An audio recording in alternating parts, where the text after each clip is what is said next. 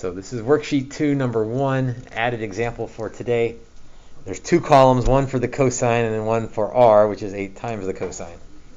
Cosine of 0 is 1, 8 times 1 is 8.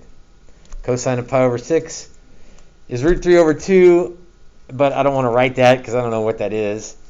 Root 3 over 2 is 0.9, is close enough for us when we're graphing, so I'm just going to put 0.9 there. This also means I don't need a calculator because I can do 8 times 0.9. I hope you can do 8 times 0.9. 9 times 8 is 72, so 7.2.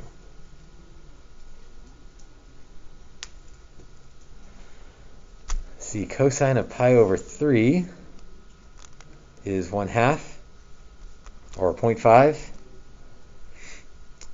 So cosine of, so 8 times that would be 4. I can do that one without a calculator as well.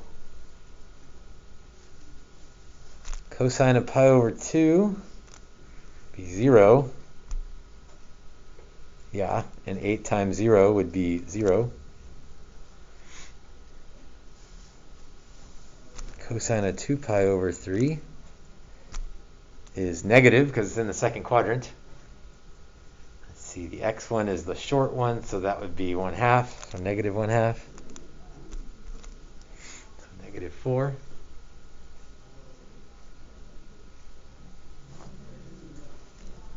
Cosine of 5 pi over 6.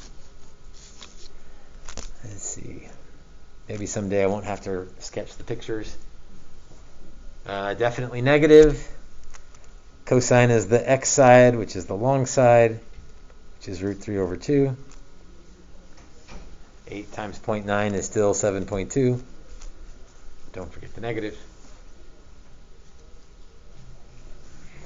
Cosine of pi is negative 1, so negative 8.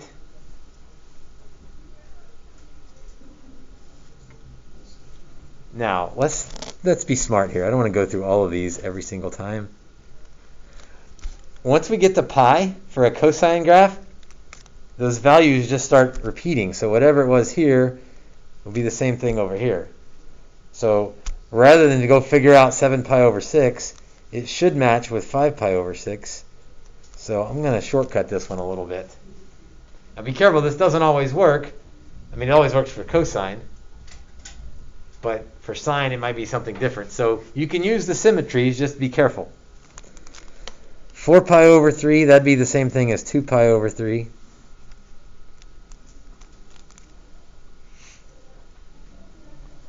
Three pi over 2 should be the same thing as pi over 2.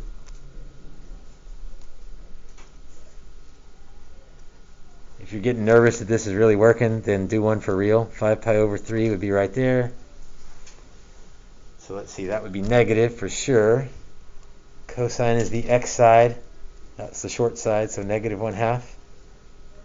So that would be, whoops, 5 pi over 3 would be the other side. So positive 1/2. And we get 4, which matches up. So I'm feeling good. I didn't have to do that, but I just wanted to make sure I was on the right track. 7.2 and 8. So now we want to graph all of those points. I'm going to speed up a little bit because this is like the 4th graph we've done. So rotate 0, go out to 8. 1, 2, 3, 4, 5, 6, 7, 8.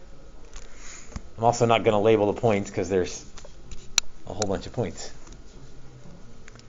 Pi over 6, I'll go out to 7.2.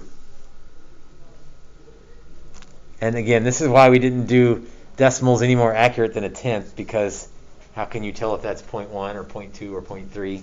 Close enough, 7.2. Pi over 3, we're going to go out to 4. 1, 2, 3, 4. Pi over 2, we're down to 0. You know what I should do? I should graph these. I should sketch them point to point as we're going, like I did the others, because this is about to get a little confusing. So 0 to pi over 6, pi over 6 to pi over 3, pi over 3 to pi over 2.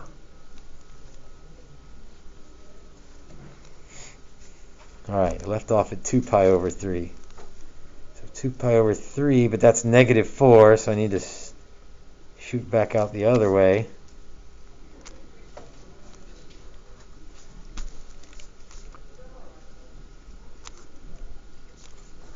Five pi over 6 is over here, but negative sends me back down this way. Oops, be careful, make sure you land on the over 6. Negative 1, 2, 3, 4, 5, 6, 7.2.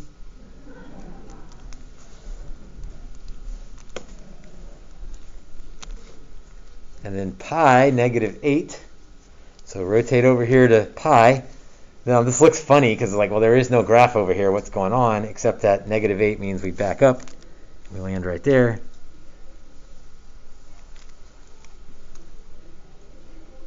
Which feels weird that we've completed the circle. So let's keep going and see what happens. 7 pi over 6 would be way over here.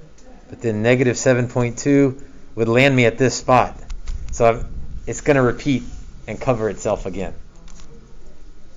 So this turns out to be a circle.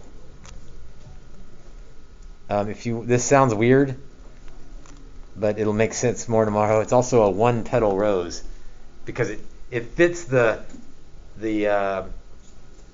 sort of the format of a rose, but there's only one petal, so a one-petal rose turns into a circle. So it's like a special case of the circle.